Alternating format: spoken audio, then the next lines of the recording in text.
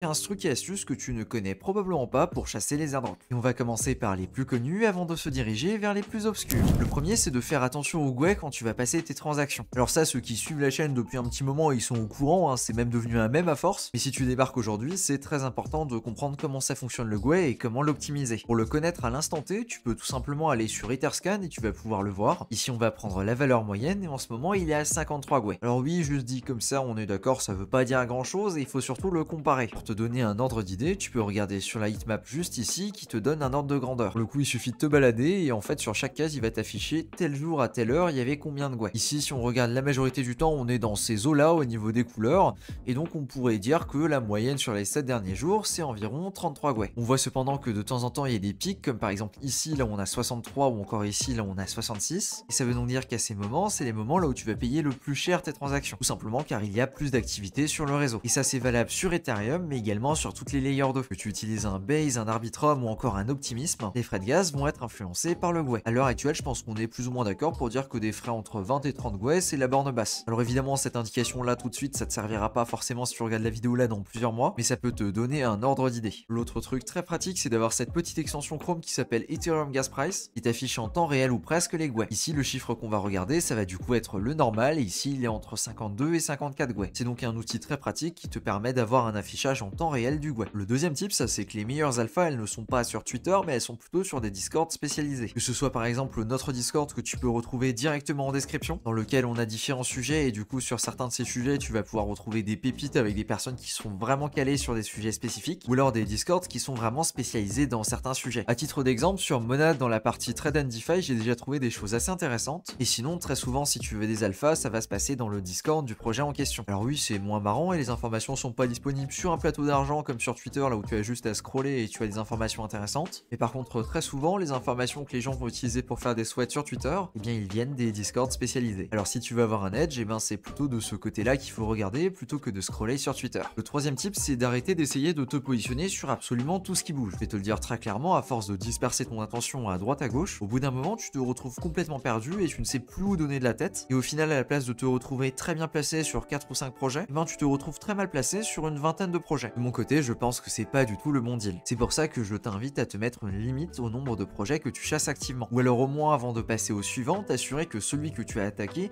eh bien tu le maîtrises à la perfection et tu as déjà le score que tu visais dessus. Pendant qu'on y est sur la petite histoire de focus, j'ai une newsletter qui tombe une fois par semaine et qui fait vraiment le récap de l'actualité importante sur les airdrops. Par exemple, cette semaine, on va discuter du claim de Manta, de la date de lancement de l'airdrop Jupiter, des conditions d'éligibilité pour Atlayer qu'on vient de découvrir, également d'un potentiel airdrop pour Wu Finance. Si tu veux recevoir ce mail qui fait le récap, c'est directement le premier lien en description. Et pour information, les mails tombent tous les samedis à 18 h. Voilà, donc c'est probablement pas trop tard pour le recevoir. Le tips numéro 4, c'est de te garder une certaine somme sous la forme de liquidité que tu peux utiliser à droite et à gauche quand tu en as besoin. Typiquement, si tu veux faire du volume sur un bridge par exemple. Donc ici, c'est mon wallet sur des banques, d'ailleurs il est juste en description si ça t'intéresse de regarder. Et si tu as un petit peu l'œil et que tu as suivi les dernières vidéos, tu auras remarqué que j'ai une partie de ma liquidité qui est bloquée du coup sur Eigenlayer juste ici. Alors au final, ça représente quand même une partie assez importante de mon wallet et ça c'est de la liquidité que je suis pas prêt de bouger. Tout simplement parce que pour sortir d'Eigenlayer qui est disponible sur Ethereum, et ben ça va me coûter pas mal de frais. Et aussi parce que j'ai une conviction assez forte en Eigenlayer. Ce qui veut donc dire que la majorité de ma liquidité est bloquée là-dedans et que si je veux faire des mouvements à droite, à gauche, et ben je peux que compter sur le reste de ma liquidité. Ça veut donc dire que si je veux faire du volume ici avec ce qui me reste, et ben ça risque d'être assez compliqué parce qu'en excluant ce que j'ai sur Ethereum, j'ai peut-être 1000 $ comme ça qui se baladent. Alors effectivement, si on veut faire par exemple 10 000 $ de volume, c'est quelque chose de totalement réalisable, mais si on veut en faire plus, ça risque d'être compliqué. Alors ici, il affiche pas vraiment tout, j'ai aussi 1000 $ qui sont sur Orderly et qui du coup sont relativement accessibles, mais l'important là derrière, c'est de toujours te garder de la liquidité qui est rapidement utilisable. Et ça typiquement pour pouvoir sauter sur les nouvelles blockchains ou alors pour pouvoir farmer les différents bridges, que ce soit Wormhole, Debridge, Jumper ou encore Bungie, et pourquoi pas peut-être encore Layer 0. C'est donc exactement ce que je fais ici avec ma liquidité qui en attendant dort sur Zcash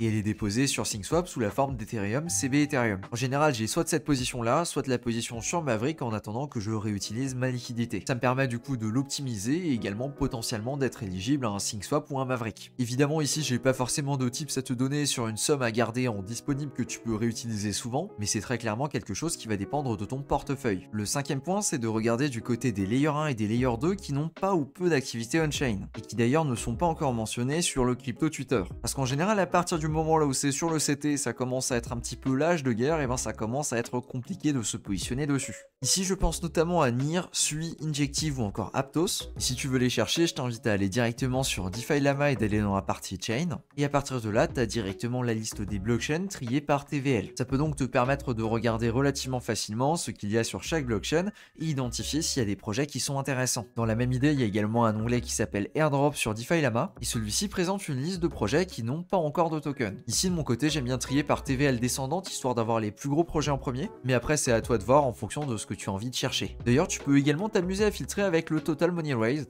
Du coup, va mettre en avant les projets qui ont levé le plus de fonds. On retrouve ici des noms qui sont très bien connus, notamment Zora et Eigenlayer dans les top tiers. Attention cependant, DeFi Lama ne va pas lister tous les projets et toutes les blockchains qui n'ont pas encore de token. C'est donc un outil qu'on peut qualifier de bonus. Le sixième tips, c'est que la méta a tendance à changer régulièrement. Il y a quelques mois, c'était pas du tout à la mode les quêtes qu'on pouvait faire sur Galaxy, et aujourd'hui, suite à l'airdrop de Manta, ça a l'air de revenir au goût du jour. Je serais donc très curieux de voir ce que ça donne dans les semaines et les mois à venir. Parce que les actions intéressantes, j'ai l'impression qu'elles tournent de plus en plus souvent en ce moment. Le septième point, et là on y revient, j'en avais déjà discuté précédemment, c'est que si tu débarques pour chasser les airdrops et que tu as que 100, 200, 300 dollars sur ton wallet, bien ça risque d'être très compliqué de farmer les layers 2. Dans ce cas de figure là, il faut peut-être plutôt s'intéresser au niveau des testnets. Là où avec uniquement du temps, tu peux potentiellement être éligible à différents airdrops. Le huitième point, c'est que très souvent le plus difficile c'est de rester régulier. Si tu veux un exemple, mon meilleur wallet sur Layer 0, il a 14 mois d'ancienneté. Ouais, dit comme ça fait beaucoup, et surtout ça coïncide avec la date de ma première vidéo sur le sujet. Il s'agit de cette vidéo que tu peux voir à l'écran qui date du 3 novembre 2022. Ouais, ça commence quand même à en faire un paquet de temps, mais déjà à l'époque j'étais sur le sujet. Et aujourd'hui on est plus d'un an plus tard et on n'a toujours pas encore de token. Et ça c'est tout simplement pour te dire que la patience c'est vraiment primordial dans ce milieu. Parfois, comme ici par exemple, il faut être actif pendant de très longues périodes. Alors bon, à l'époque j'avais pas encore trop 100% capté exactement ce qu'était Layer 0 et comment l'utiliser. Je sais que j'avais juste fait quelques bridges via Stargate. Je pensais que déposer sur l'ancienne version de Radion, ça permettait du coup d'utiliser Layer 0, ce qui n'est pas le cas, sachant qu'il faut bridger si on veut l'utiliser. J'étais également passé par Rage Trade, là où j'avais fait un petit peu de volume dessus. Et aussi Mugun, qui est probablement l'un des pires projets construits sur Layer 0, et une démonstration d'un testnet en partenariat avec Circle. Bon, il faut dire qu'en l'espace d'un an, les techniques ont quand même pas mal évolué. Mais tout ça pour te dire que c'est important de rester régulier et surtout d'avoir de la conviction. Sinon, à absolument aucun moment, je pourrais avoir les scores que j'ai sur Layer 0. Donc ne sois pas trop pressé quand tu te lances dans les airdrops et ne t'attends pas à avoir des grosses récompenses dans les 2-3 mois qui suivent. Voilà ce que j'essaye de dire. Le 9ème tip, c'est qu'avant de faire le déglingo sur les airdrops, il faudrait peut-être avoir les bases au niveau de la DeFi. Ben ouais, parce que la majorité des airdrops qu'on chasse, c'est quand même de la DeFi. Que ce soit de savoir faire des swaps, de faire des LP ou alors de bridger, ou alors d'utiliser des perps, de faire du lending, borrowing, etc. pour des trucs un petit peu plus poussés. Et ben si tu comprends exactement comment ces choses-là fonctionnent dans le détail, je te garantis que tu as un avantage énorme sur la compétition. Et dans le détail, c'est-à-dire de lire et de comprendre la documentation des principaux projets dans chacun de ces domaines. Typiquement la documentation d'Uniswap par exemple, que tu peux retrouver juste ici dans les 3 petits points, en cliquant ensuite sur documentation. C'est super bien fait, t'as plein d'exemples et ça fonctionne très bien. Oui, je sais, c'est pas marrant, mais parfois avoir les bases, c'est vraiment ça ce qui pourra te sauver. Ensuite, le 10ème point, c'est de ne pas tout prendre au pied de la lettre ce que tu peux lire sur Twitter ou sur Discord. Très souvent, c'est mieux d'émettre des doutes et d'aller vérifier les informations par toi-même. Oui, c'est relou, mais parfois ça peut t'éviter de faire des choses inutiles et surtout de croire en des légendes urbaines. Le 11e point, c'est que plus la barrière à l'entrée est élevée, que ce soit au niveau du capital, du temps ou alors parce que la blockchain est tout simplement très niche, que tu as de chances de tomber sur quelque chose de sous-farmé et donc qui peut être très intéressant. Évidemment, par contre, ça implique des risques qui sont plus importants. Pour continuer avec le 12e tips, c'est de détruire complètement tes attentes pour les airdrops. C'était un petit peu le message de fin de la vidéo d'hier et je considère qu'il est vraiment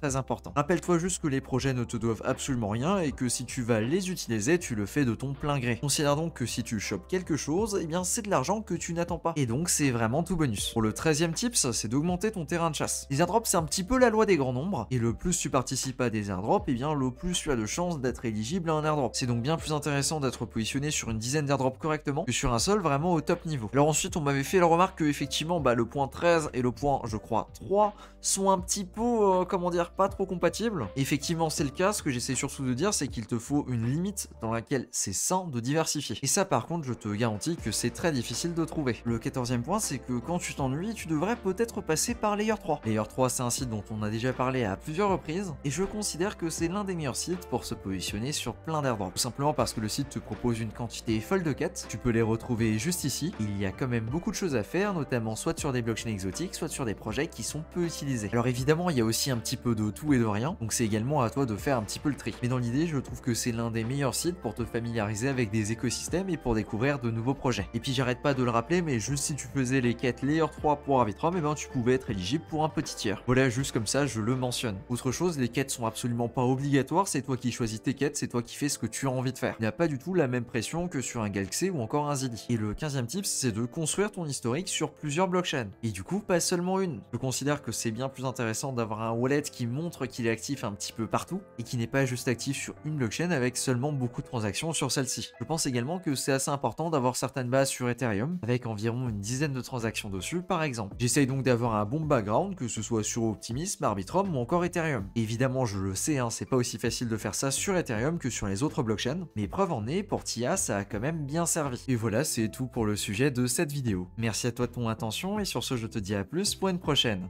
Ciao!